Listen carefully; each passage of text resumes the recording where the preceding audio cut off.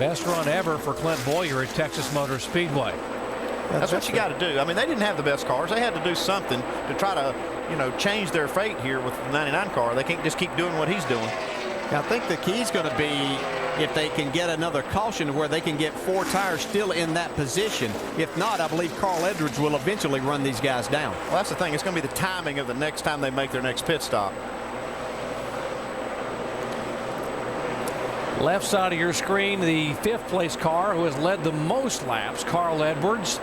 Right side, the points leader, Jimmy Johnson.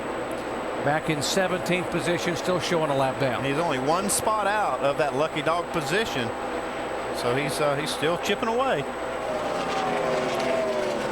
Greg Biffle has now moved to 2nd in the point standings, 127 points back. Biffle is 3rd on the racetrack. And Carl Edwards is 130 points back, just 3 points behind Biffle.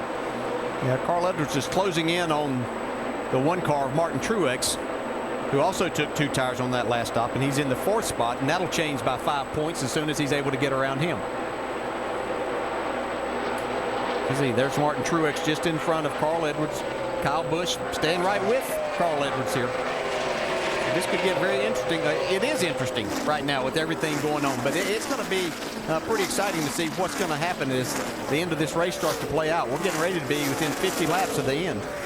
You have to think that these 2 guys think that they're racing for the win even at this spot, because they have 4 tires. They're coming up on a lot of these guys. They know that they have to make another pit stop. So they feel like they're racing for this win here for each other. And I agree with what you said earlier, Andy. I think we have not seen the last of this 18 car yet. Kyle Busch, who just dominated the regular season with 8 wins in the first 26 races, and then had trouble here when the chase began. Yeah, we know he's dangerous, and we talk about dangerous. Here comes Matt Kenseth. This is the part of the race that he wakes up and comes alive. It's 9th spot. He just trying to move into 8th spot.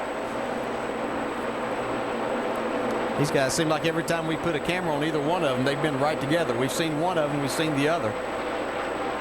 Which says a lot for David Reagan to be able to have a race at Texas running with Matt Kenseth and around him, sometimes in front, sometimes right on his bumper as he is right now. The reason we keep saying the 17 car is going to be a factor before the race is over, because he has been last 3 or 4 races in a row. In fact, 2 of the last 3 races, Kenseth has led with 10 laps to go, but didn't win either one of those races. This 29 car kind of woke up here as the track cools off.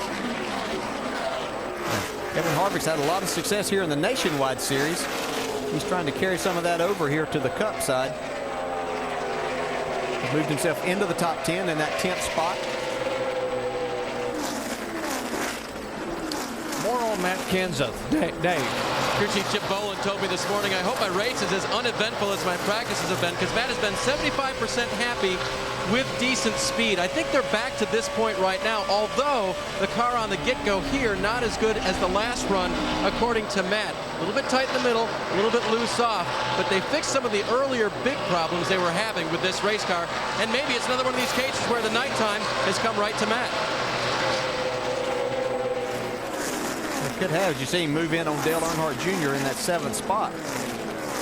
Much as anything, I'm impressed by these 2 tires these guys put on. With the racetrack cooling down, it seems that this strategy is really working right now. Yeah, I think that's the key. I think when the track cooled down, it allowed those 2 tires to really hook up, and those and worn left side tires to work better with them. So I think that might be the key.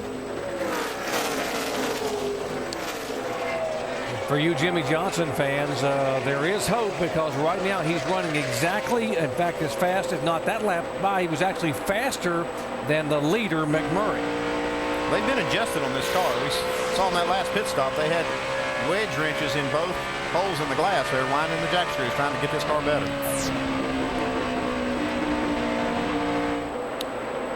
Johnson is in 17th position. He is the 2nd car a lap down behind Brian Vickers.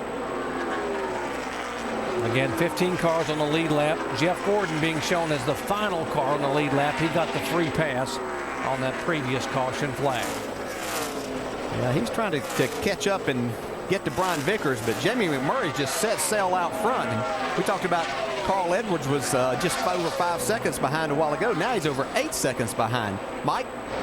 Well, guys, this is surprising for a lot of reasons, but just to give you a little bit of perspective, consider this. This is a car that Jimmy Johnson has gone to victory lane with 3 times this year. He won in Indianapolis, California, and Kansas. All those times, he also sat on the pole. Obviously, they have a very good race car. One thing, though, they did a little bit different. They changed the setup that they had here in the spring when they ran runner-up to Carl Edwards. Jimmy Johnson and Jack Canal said they had a conversation earlier in the week, and they decided to change that setup and implement some of the things they learned mid-summer, feeling that it would make it a little bit better here tonight. Obviously, the car has not responded the way they anticipated.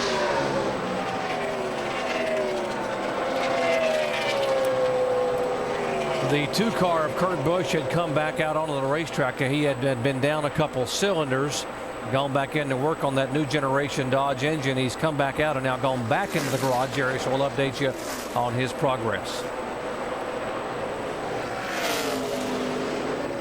We have tried to get in to talk to David Gilliland, who was parked by NASCAR, regarding what happened, and we were still going to try to get a hold of David. He is having some conversations back in the garage area, and we'll get to him as soon as we can.